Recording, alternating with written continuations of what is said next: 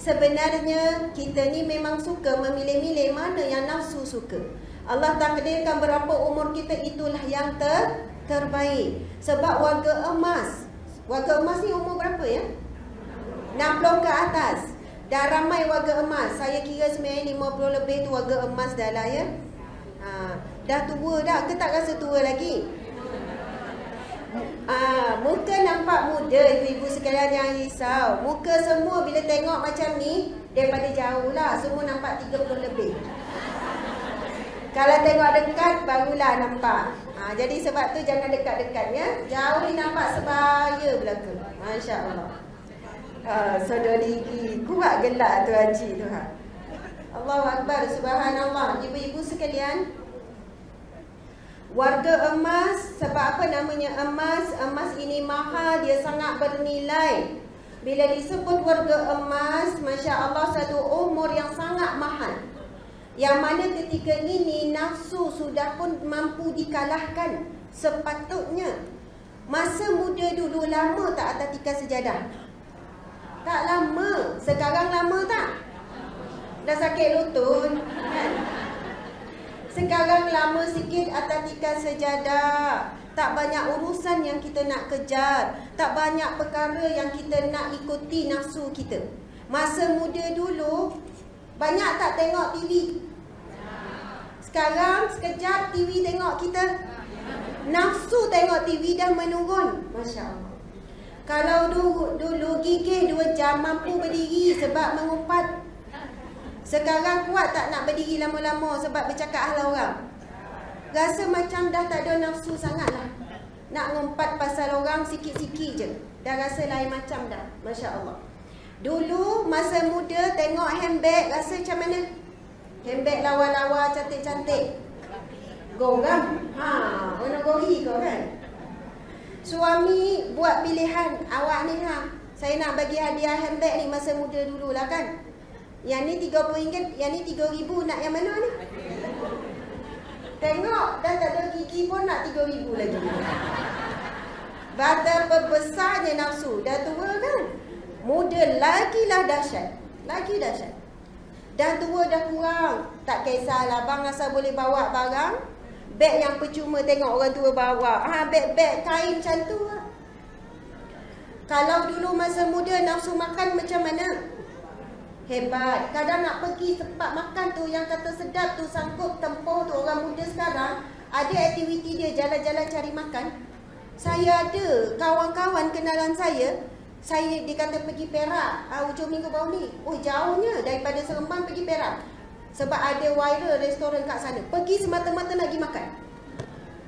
Ada viral kat Kedah, ada viral kat sini. Perjalanan tu bukan nak ada urusan apa-apa, sebab nak kejar pergi makan sana sini. Masa muda. Tua-tua sekarang, minta maaf tak disebut sangat tua, kurang muda sekarang, nafsu makan tu macam mana? Dah kurang. Banyak-banyak rasa sikit-sikit. Betul kan? Masya Allah. Akhirnya badan kita tak terlalu lemah, kita kuat, boleh buat ibadah. Masa muda dulu kalau boleh nak berjalan, acik-acik nak berjalan ke mana? Adakah cita-cita nak berjalan ke Seremban? Tak ada, semua nak luar negara, betul kan?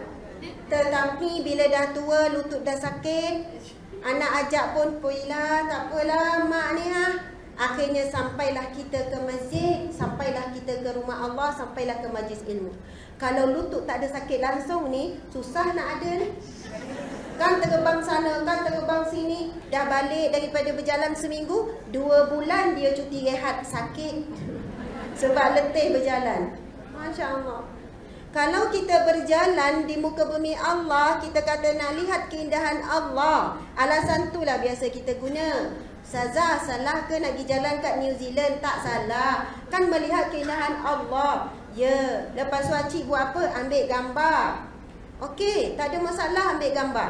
Kita pun share dekat Facebook. Tapi ramai di kalangan kita, muka dia yang besar, gambar yang belakang tu kecil. Sebenarnya dia bukan nak tunjuk alam indahnya ciptaan Allah, nak tunjuk dia. Sebab masa dia nak update tu kan, dia pilih dulu mana muka dia yang elok. Tak elok dia tak share. Allah tahu niat kita. Sebab itu kalau kita pergi ke luar negara, negara yang indah-indah, ambil gambar, lalu kita pun memuji Allah yang Khalik, Allah yang Maha menciptakan. Indahnya ciptaanmu ya Allah. Bangun malam itu membuatkan kita mampu untuk bangun malam. Tapi dah berjalan, masjid satu pun tak sempat singgah. Sebab jadual padat. Betul kita musafir untuk dekat dengan Allah. Bila balik, seminggu cuti, 2 minggu cuti. Kenapa tak datang kuliah? Dah lah seminggu tak gini. Penat berjalan, sakit lutut. Seminggu berjalan, tak ada sakit lutut. Sebab itu, kita bukan mudah-mudah nak kaitkan sesuatu yang kita buat kerana Allah benar. Tetapi mesti ada hasilnya. Kita jadi hamba Allah yang lebih bersyukur di atas nikmat yang Allah beri. Rizki kita berjalan dan sebagainya. Masya Allah, Alhamdulillah. Jadi begitulah ibu-ibu, ayah-ayah, puan-puan, tuan-tuan sekalian. Saya ucap terima kasih. Ini baru mukadimah ya. Kepada Masjid Nurul Iman di atas jemputan yang istimewa ini. Saya jumpa orang Gombak hari ini. Mungkin ada orang lain pada yang jauh dan sebagainya. Subhanallah. Saya sangat bahagia dan gembira dengan pertemuan yang indah ini. Sebab Allah temukan kita di sebaik-baik tempat di atas muka buminya, iaitu di rumahnya, masjid. Masya Allah. Jadi sama-sama kita niat iktikaf, nawaitul iktikaf fi hazil masjid lillahi ta'ala. Niat iktikaf ya. Bahasa Melayu pun tak apa, bahasa apa-apa. Ya Allah, niat iktikaf. Subhanallah, mudah-mudahan daripada awal sampai akhir kita tergolong di kalangan yang didoakan oleh para malaikat dengan 3 doa sebagaimana yang Nabi sebut. Setiap langkah menuju ke masjid. Ada satu ketika kumpulan kabilah Abu Salamah, dia nak pindah dekat dengan Masjid Nabawi. Bila Nabi dengar, Nabi panggil kabilah tu. Aku dengar engkau nak pindah ke dekat rumah, dekat masjid. Benar ya Rasulullah, kami bercadang untuk pindah dekat sikit. Sebab sekarang ni jauh kami tinggal. Kemudian Nabi kata, bertahanlah, duduklah, tetaplah di situ. Kerana setiap langkah menuju ke rumah Allah akan digugurkan dosa, akan dinaikkan darjat oleh Allah. Dan setiap langkah itu dicatat sebagai pahala sedekah. Subhanallah. Ada yang cakap, Ustazah, saya naik kereta tadi, betul-betul parking depan masjid ni langkah tak banyak. Akan dikira berapa lama, berapa banyak pusingan roda tersebut. Oh lega, Alhamdulillah. Subhanallah. Tapi kata dah tentu berbeza kalau kita parking jauh sikit contohnya kan. Lepas tu kita berjalan, kita merasai nikmat zikir berjalan tu, feel dia lain berbanding depan betul-betul. Kita ni kan ibu-ibu sekalian, kalau bab shopping, bab kenduri dah pakai lawa kan, parking jauh pun tak apa. Bang tak apalah, exercise. Masa tu timbul perkataan exercise. Tapi kalau bang masjid, bang tinggal saya depan, lepas tu awak carilah parking. Sedangkan kalau kita memahami hakikat tu, tak apa bang, jauh pun subhanallah, perjalanan kita, langkah kesusahan kita itu dicatat sebagai sedekah dan pahala begitu banyak. Kemudian Nabi SAW bersabda, selama mana kita berdiam di rumah Allah, akan didoakan 3 daripada malaikat. Allahumma gfirlahu warhamhu wa tub alaihi. Ya Allah, ampunilah dia, rahmatilah dia, dan terimalah taubatnya.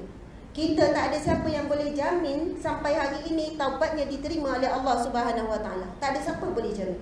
Ada seorang alim ulama, wali Allah, hujung usia dia menangis mohon taubat dengan Allah sampai buta kedua matanya. Kedua mata buta. Anak murid tanya, wahai Syekh, kenapa sampai buta kamu menangis? Aku menangis kerana memohon taubat. Ya, boleh ya? Betulkan. Oh, nak betulkan. Nampak tu bergerak tu. Ramai tak nampak. Oh, ramai tak nampak tadi. Kat belakang sebab ni menghalang. Okey. So, okey.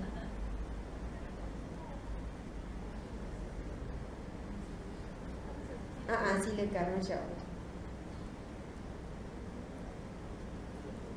Oh, tak apa, alih je laju-laju. Kat sini, nak letak kat sini. Saya berdebar tengok jalan. Okey, subhanallah. Belah situ pula tak nampak. Ni tiang. Letak belakang tiang. Masya-Allah. Ini yang masjid punya ya? Bukan, sendiri. Oh, sendiri punya. Masya-Allah. Okey, saya alihkan air. Siap ada air ni Masya Allah, subhanallah. Memang jarang ya. memang untuk saya ke ni? Ya, jarang sebenarnya orang sediakan air manis. Tapi pernah berlaku sebab saya tak sempat makan. Lepas tu kita macam hypo. Lepas tu minum air manis tu sangat membantulah untuk maintain tenaga.